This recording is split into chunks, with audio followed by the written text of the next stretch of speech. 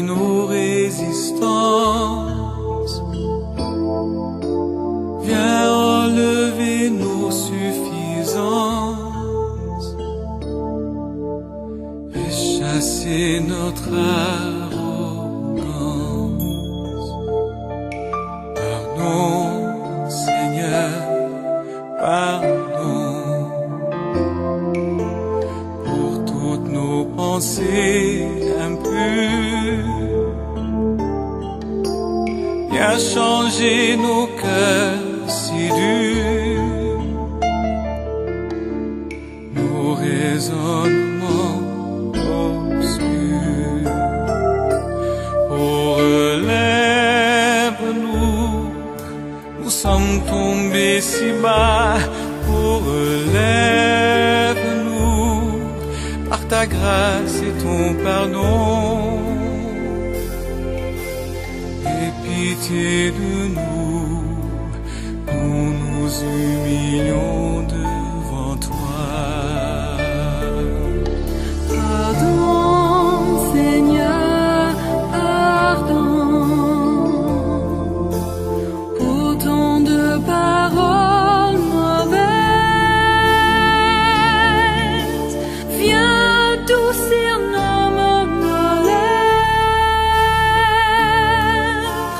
et que nos querelles s'arrêtent. Pardon, Seigneur, pardon de toujours garder rancune. Viens changer notre amertume, transformer notre attitude. Oh, relève-nous, nous sommes tombés si bas. Oh, relève-nous, par ta grâce et ton pardon. Aie pitié de nous, nous nous humilions devant toi. Oh, relève-nous, nous sommes tombés si bas. Oh, relève-nous, par ta grâce et ton pardon. Aie pitié de nous, nous nous humilions devant toi.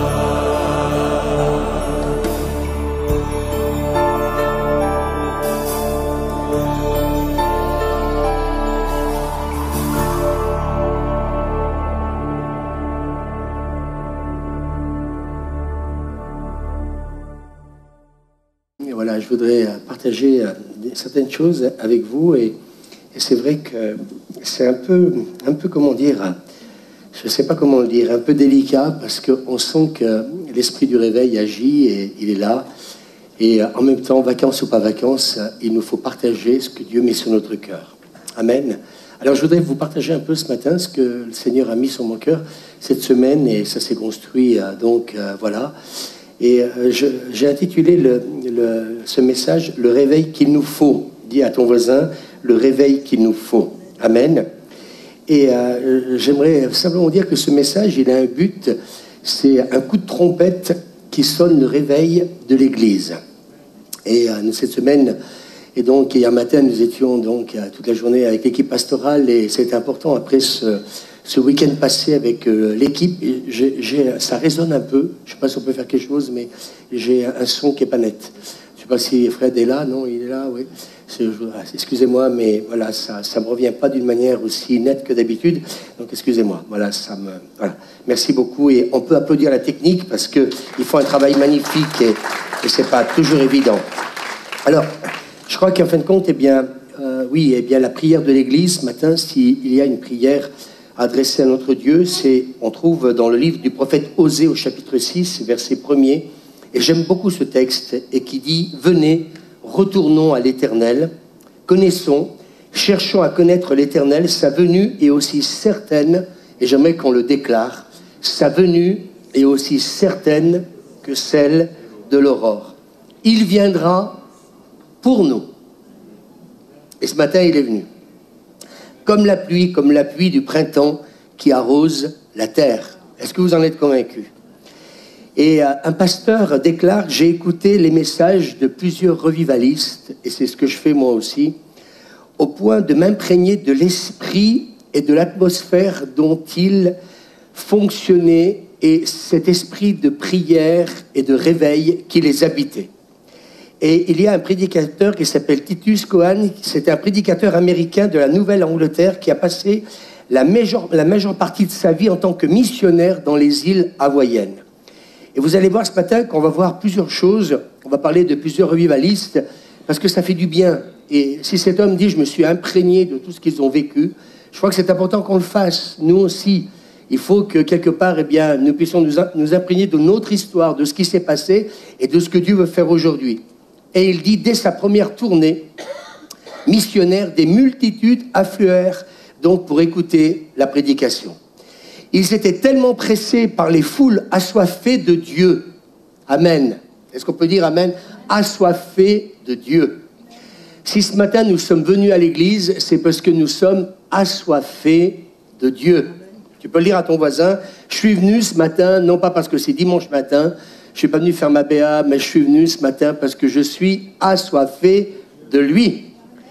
Et il nous est dit qu'ils avaient à peine le temps de prendre leur repas. Je voudrais dire à toute l'équipe pastorale et à nous tous, et c'est ce qu'on a ressenti hier matin dans le partage, on veut tous le réveil, et on dit amen, mais quand le réveil va venir, tu n'auras pas le temps de manger.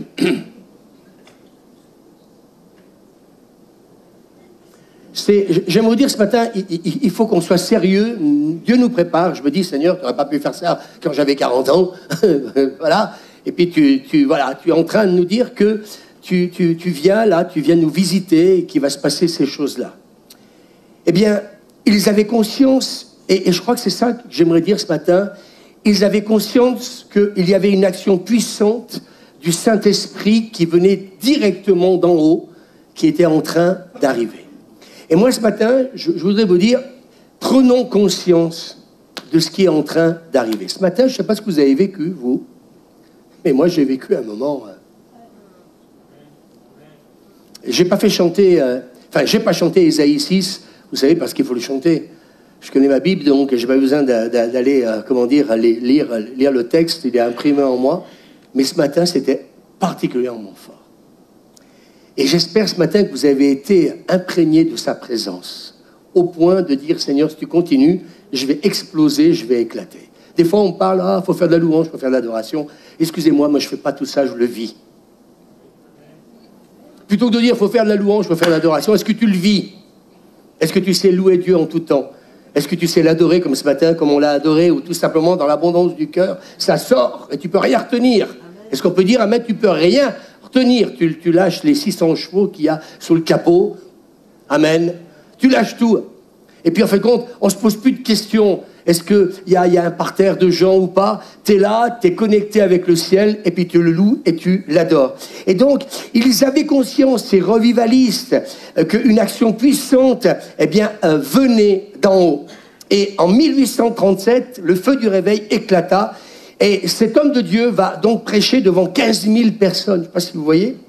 Et par la grâce de Dieu, quand le réveil vient, ça ne dure pas des fois qu'un jour, ça a duré pendant 2 ans.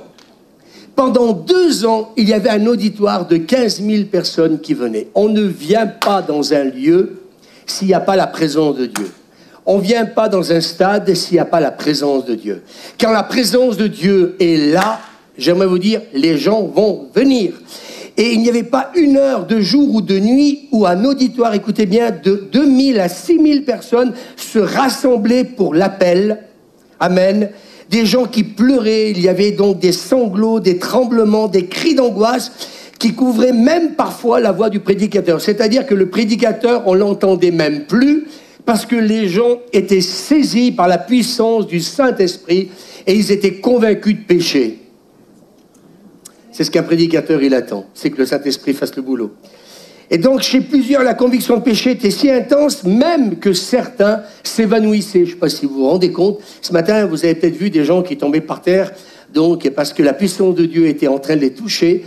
mais ces gens-là, plusieurs, s'évanouissaient dans la présence de Dieu. Et le moqueur lui-même, qui était là, qui était venu pour s'amuser, pour critiquer, comment dire, le prédicateur, il tombait par terre lui aussi en criant « Dieu m'a frappé ».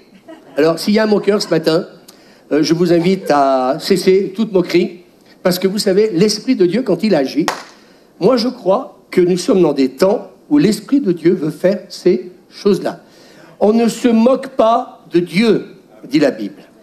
Et je crois qu'il va arriver ce temps où ceux qui se moquent de Dieu, qui ne croient pas dans l'existence de Dieu, eh bien j'ai envie de vous dire, faites attention parce que Dieu peut frapper les moqueurs, parce que Dieu est Dieu. Et je n'ai pas besoin de vous dire, Dieu est vivant, Dieu existe. Il existe et il est assez grand lui-même pour toucher, pour convaincre. Un jour, dans une réunion en plein air, il dit de 2000 personnes, quelqu'un s'écria, « Que dois-je faire pour être sauvé ?» C'est pas magnifique, ça? Est-ce que c'est pas beau, ça, quand l'esprit du réveil agit?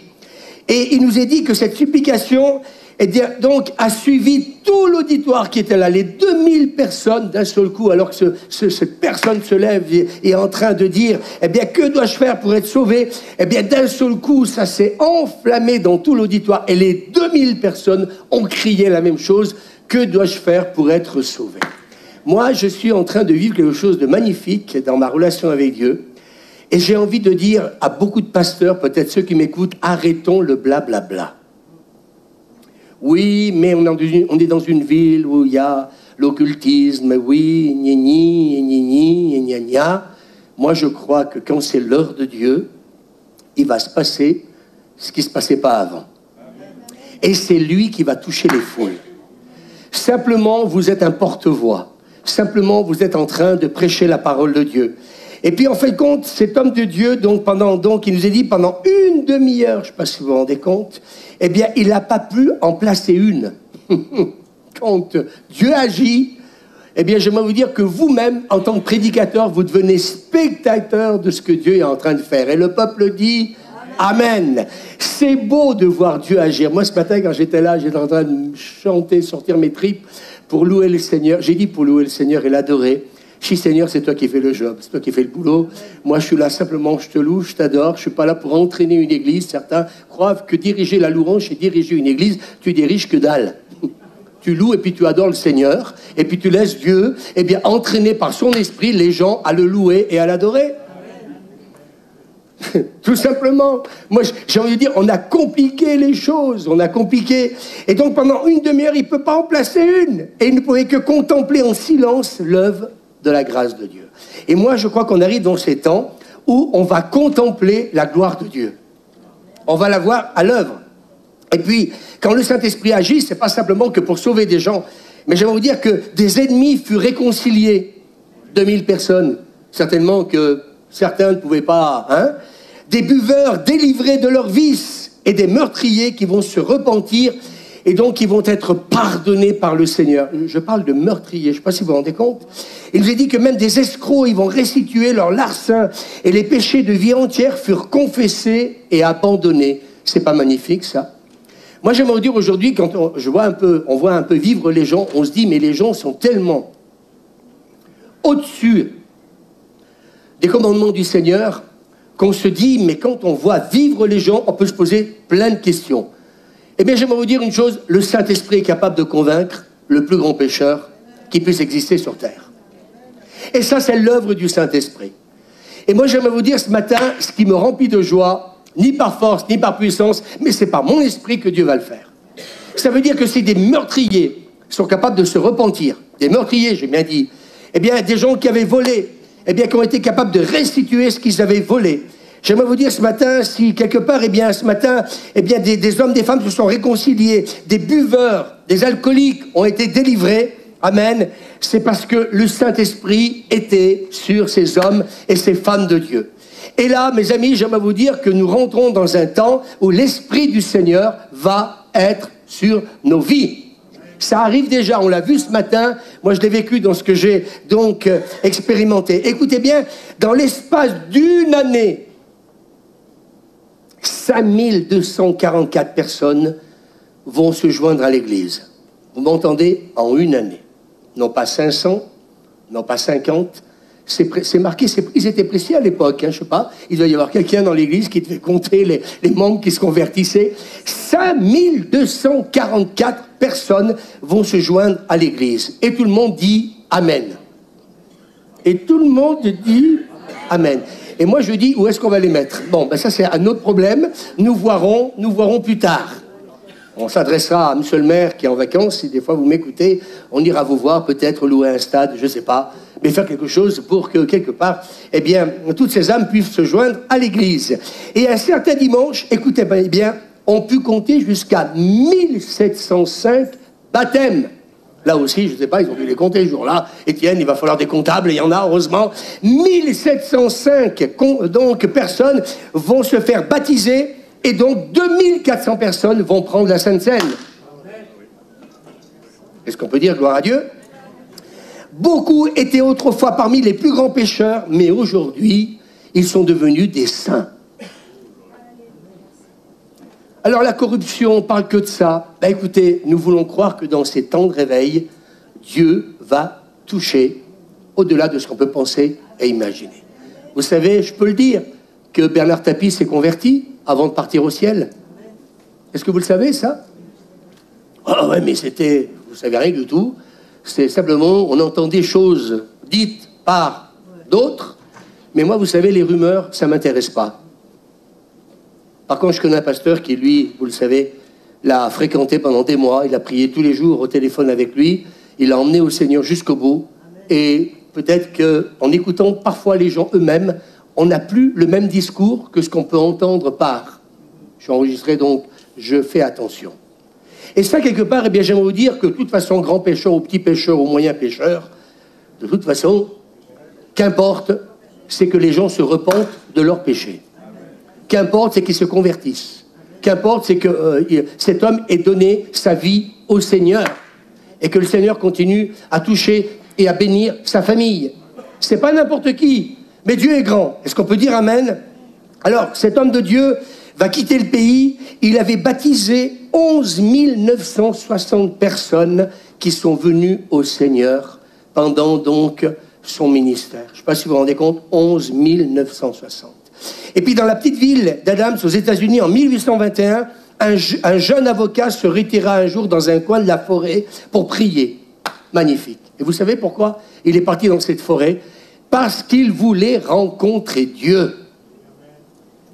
Ce matin, écoutez bien, je ne veux pas prêcher un message. Écoutez bien parce que là, ça va dérouler.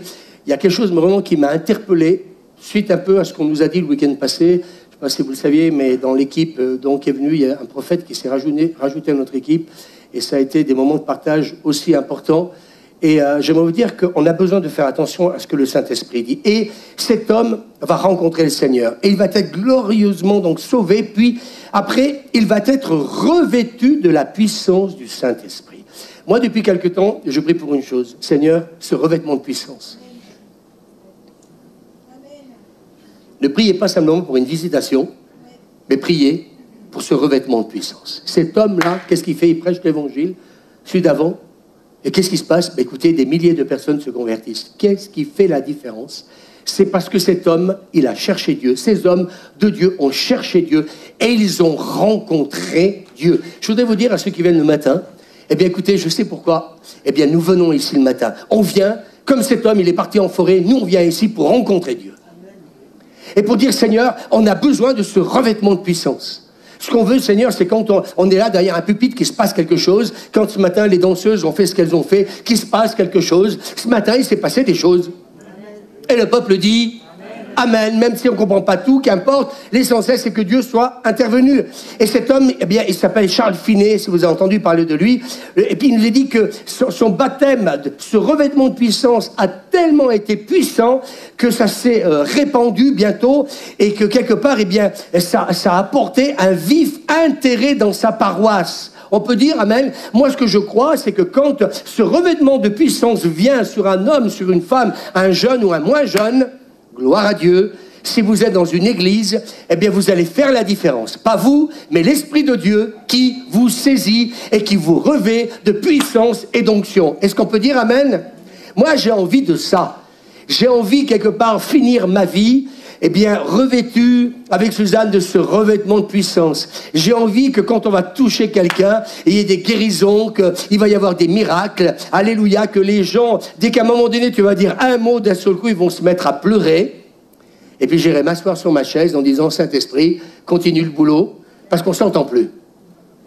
C'est ce qui s'est passé? Oui ou non? Gloire à Dieu.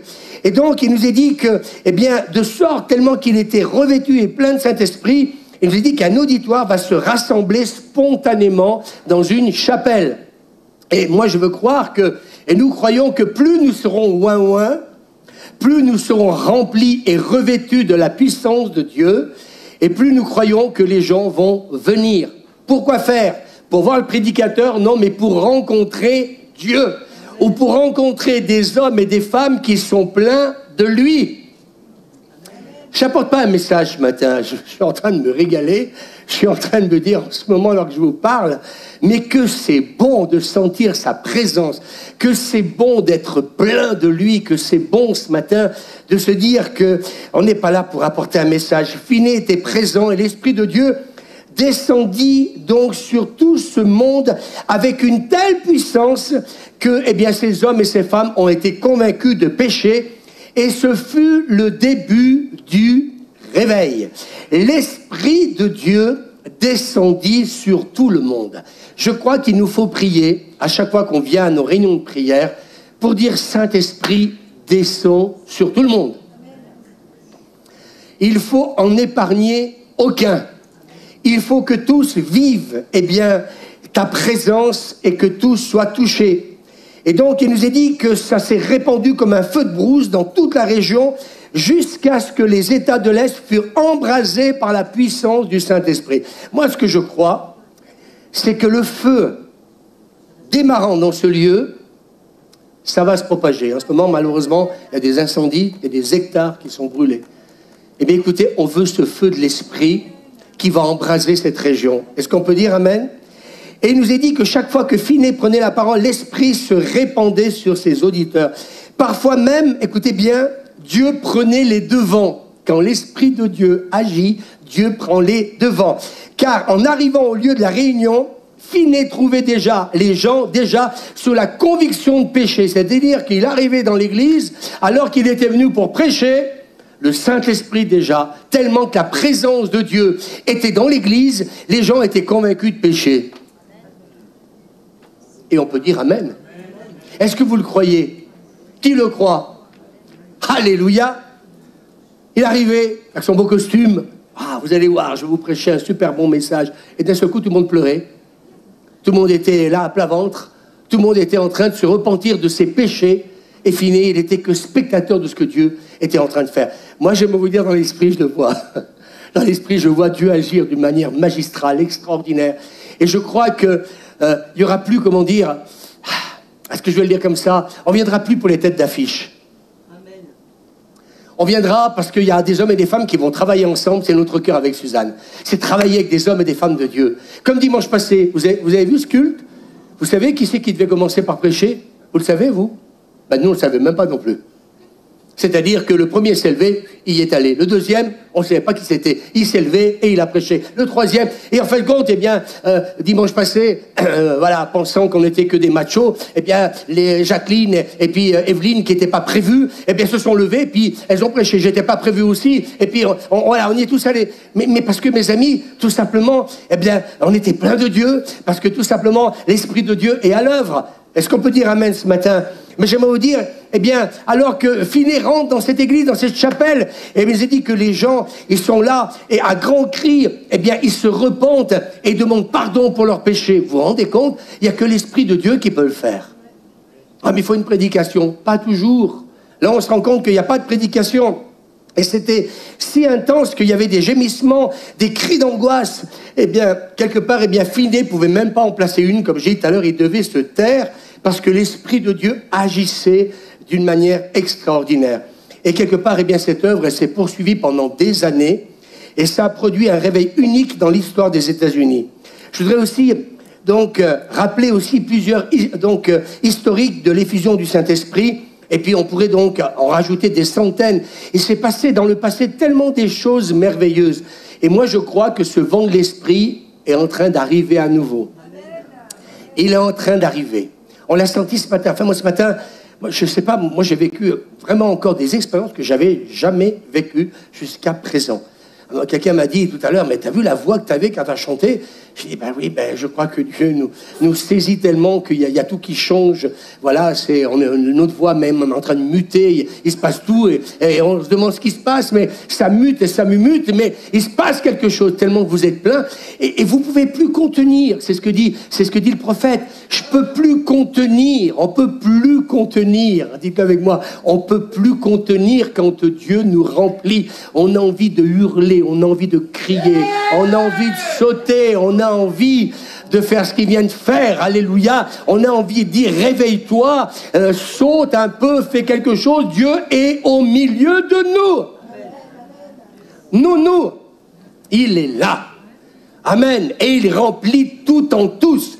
J'en ai marre de voir des gens qui sont là, qui prêchent, qui chantent. Ils sont vides. Ça se voit, ça se sent. Moi, je veux dire, quand je suis à côté de quelqu'un, je sens s'il y a l'Esprit de Dieu en lui ou en elle. C'est quelque chose qui ne s'invente pas. Vous savez quand vous êtes loin ou quand vous n'êtes pas loin. Vous savez quand quelqu'un est loin, quand quelqu'un n'est pas loin, mes amis. Et ça, c'est important. Et donc, eh bien, ces hommes de Dieu, eh bien, se sont souvenus de ce que Dieu a fait. Amen. Et notre cœur crie à Dieu pour qu'une pareille manifestation de sa puissance nous soit donnée aussi.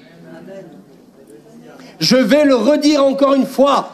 Mon cœur, notre cœur crie à notre Dieu pour qu'une pareille manifestation. Ce matin, je ne suis pas en train de vous parler de ces hommes de Dieu simplement pour dire « Oh, merveilleux !» Non, j'aimerais vous dire qu'à chaque fois que ces hommes de Dieu ont vécu ce qu'ils ont vécu, eh bien certains se sont plongés, eh bien mes amis, dans l'histoire de ces hommes et ces femmes de Dieu. Et à un moment donné, ils sont arrivés en disant ce qu'ils ont vécu.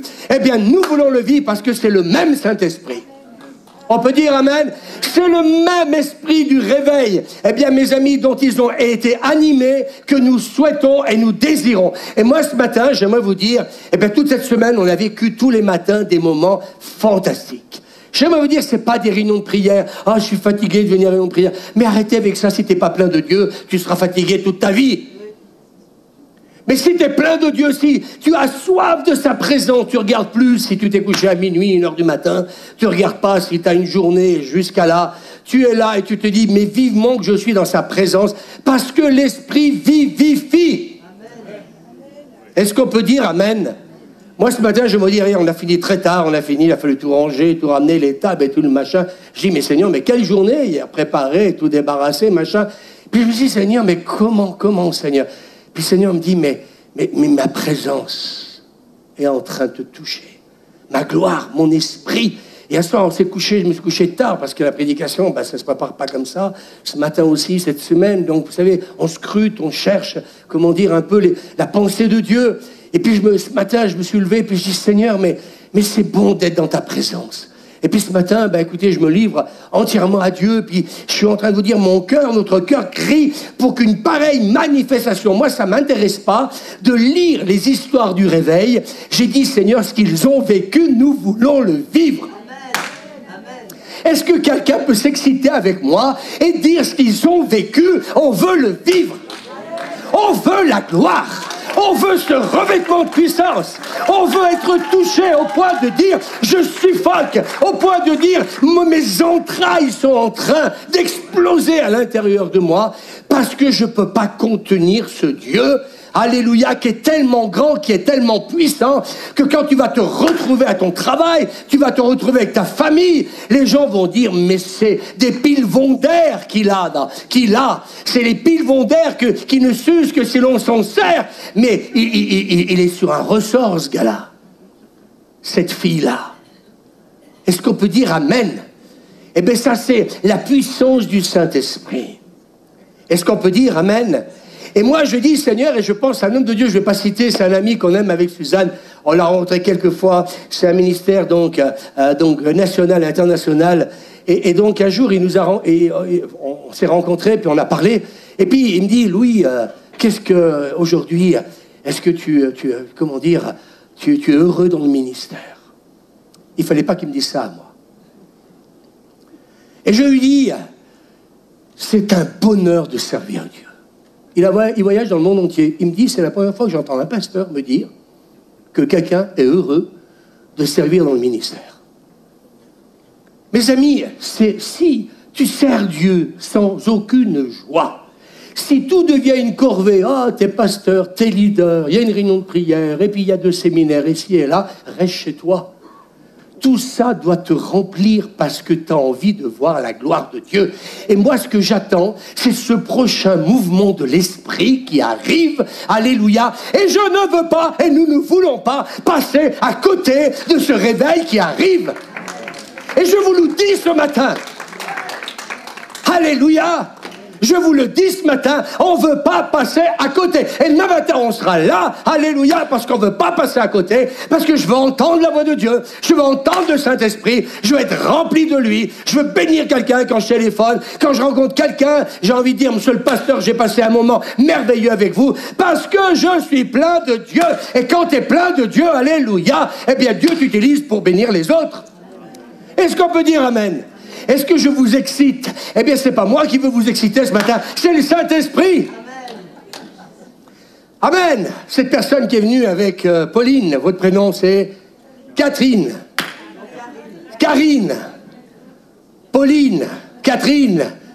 Caroline. Karine. Aline. Ben oui, c'est votre prénom. Ben elle a le droit. Ce que j'aimerais, c'est que vous puissiez repartir dans toutes les positions possibles, mais pour vous, que Dieu vous touche. Que ce soit la verticale à l'horizontale, et je m'en fous, pour vous, que Dieu vous bénisse. Est-ce qu'on a dit hier au téléphone, hier après-midi, alléluia, eh bien, écoutez, je crois que c'est pas du blablabla. Dieu vous a béni ce matin. Vous avez été béni ce matin. Alléluia. On ne prie pas pour rien tous les matins, il n'y a pas que du croc qui se décarcasse. On prie tous les matins, et voilà, et il se passe des... Mais oui, t'as envie d'être plein de Dieu. Est-ce que tu veux continuer de toujours t'écouter? On s'écoute, il y a des gens, tous les jours, j'entends que des gens qui s'écoutent. Un coup le Covid, un coup ci, un coup là. Et quelqu'un hier, une bonne nouvelle, m'a dit, la 7e vague, c'est fini. Amen. Alléluia! Pour la rentrée, pour qu'on fasse nos séminaires. Faut pas faire de vagues.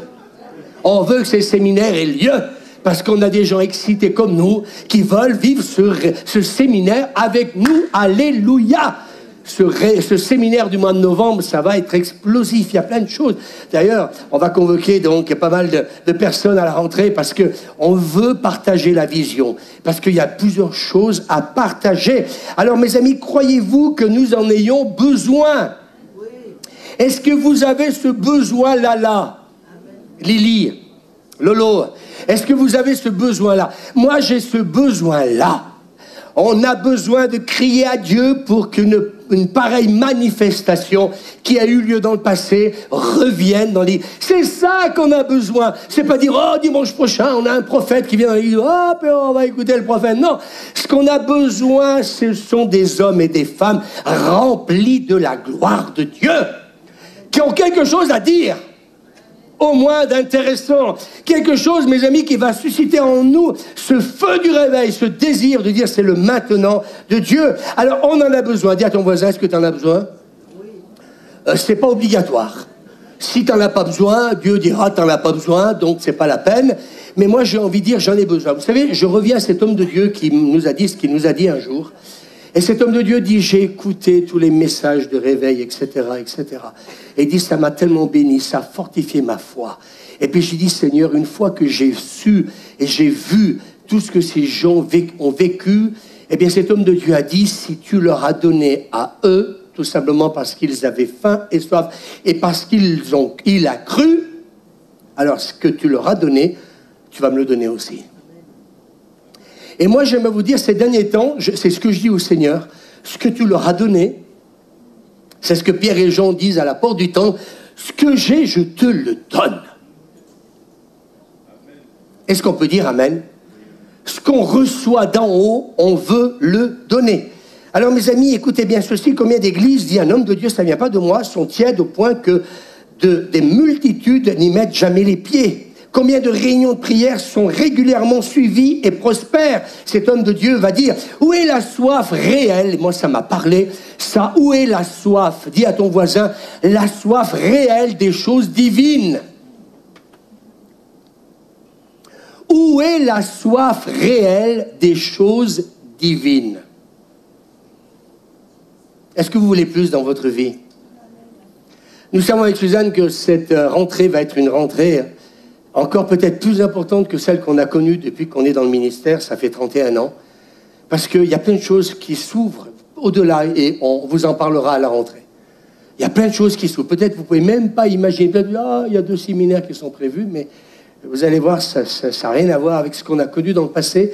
Il y a des choses qui se mettent en place à tous les niveaux et je crois qu'il faut vraiment quelque part réellement que eh bien, ce matin, cette faim, cette soif de ces choses divines, elles grandissent en chacun de nous. Est-ce que vous avez envie que ça grandisse? Alors vous n'allez pas me le dire à moi, vous allez lui dire à lui. Et si quelqu'un, eh bien peut-être veut se lever de sa chaise en disant, Seigneur, moi ce que je désire, c'est que ces choses divines grandissent dans ma vie. J'attends le temps que ceux qui veulent se lever, ceux qui ne veulent pas, vous savez, ça vous appartient. Nous, on n'est pas là pour juger qui que ce soit. Moi, je me dis le matin, j'attends pas à ce qu'il y ait toute l'église pour être là avec Suzanne. On est là, un point, c'est tout. On sait que quelque part, c'est en train de nous tomber dessus. Nous le sentons dans l'esprit, on reçoit des prophéties à l'appel, donc des choses que nous ne demandons même pas à Dieu, ben ça vient. Encore le week-end passé, on s'est pris encore des prophéties. Moi, j'ai envie de dire, ça vient, mais Dieu nous prépare. Mais il faut qu'il y ait cette réelle soif.